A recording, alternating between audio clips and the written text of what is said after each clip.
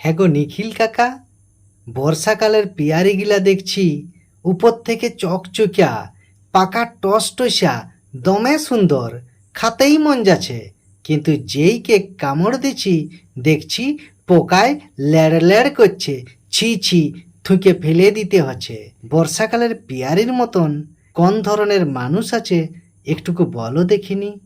নিখিলকা বলল, শুনব খুড়া, এই বর্ষাকালের পেয়ারির মতন হইল আমাদের দেশের রাজনৈতিক নেতারা।